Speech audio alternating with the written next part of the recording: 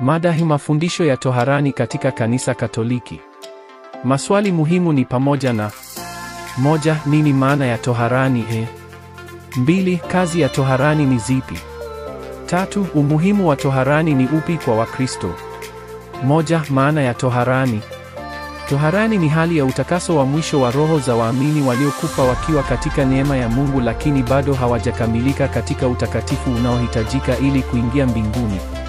Katekisimu ya Kanisa Katoliki 1030131 inasema wale wanaokufa katika neema na urafiki na Mungu, lakini bado wanahitaji utakaso wa mwisho, hupitia hali ya toharani ili waweze kufikia utakatifu unaohitajika kwa kuona uso wa Mungu. Kwa ufupi, toharani si hukumu ya milele kama jehanamu, bali ni nafasi ya utakaso wa mwisho kwa roho ambazo zitakwenda mbinguni baada ya kutakaswa. 2. Kazi ya toharani.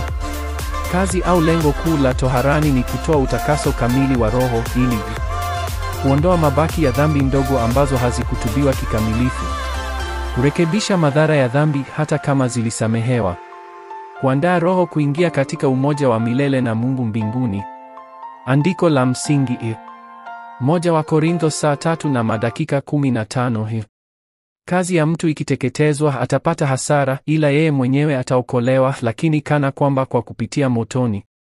Hii inaeleza hali ya utakaso mkali lakini unaoleta wokovu. Mafundisho haya yanatufundisha nini?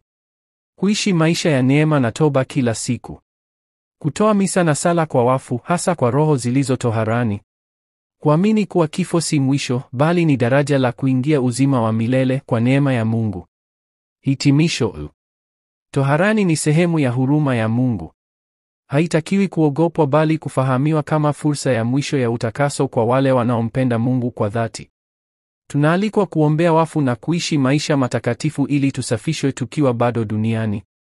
Ingawa neno toharani halitajwi moja kwa moja kwa jina hilo katika Biblia, Kanisa Katoliki linafundisha kuwa wazo au mafundisho ya toharani yanapatikana katika maandiko kwa njia ya mafumbo na mifano ya moja kwa moja, hasa katika Agano Jipya na baadhi ya maandiko ya Deuterokanoni. Hapa chini ni baadhi ya maandiko yanayoonyesha msingi wa Biblia juu ya toharani. 1-2 Makabayo saa 12 na madakika 38:46. Maandiko ya Deuterokanoni inasema, Yuda Makabayo alikusanya sadaka 22. Atakaye nena neno juu ya mwana wa Adamu atasamehewa, lakini atakaye mkufuru Roho Mtakatifu hatasamehewa, wala katika dunia hii, wala katika ile inayokuja. Maana yake maneno haya ya Yesu yanapendekeza kwamba kuna msamaha wa dhambi katika ulimwengu unaokuja, na hiyo ndiyo hali ya toharani, hii utakaso wa mwisho baada ya maisha haya. 1 Petro 1:6-7. Imani yenu ipo katika majaribu ili kuthibitishwa kama dhahabu ipitavyo motoni, mpate sifa, utukufu na heshima. Maana yake imani safi hupitia majaribu na moto wa utakaso. Hii ni picha ya utakaso wa roho unaofanana na toharani. 5 Ufunuo saa 21 na madakika 27. Na hakuna chochote kilicho najisi kitakachoingia humo mbinguni. Maana yake hii ni lazima roho ziwe safi kabisa kabla ya kuingia mbinguni. Toharani huwezesha utakaso huo kwa wale waliokufa wakiwa hawajakamilika katika neema. 6 Mathayo saa 5 na madakika 25-26. Yesu anasema, patana na mshitaki wako upesi, la sivyo atakupeleka kwa hakimu, na hutoki humo hata ulipe senti ya mwisho. Maana yake hili limeelezwa na mababa wa kanisa kama mfano wa roho zinazoingia toharani hazihukumiwi milele, lakini lazima zilipie au zitakaswe kikamilifu kabla ya kuingia mbinguni. Muhtasari wa kibiblia.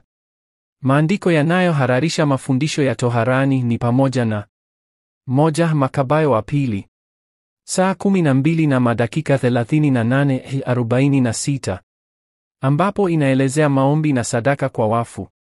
2 Wakorintho wa kwanza saa 3 na madakika 12:15, inaelezea roho huokolewa lakini hupitia moto wa utakaso toharani.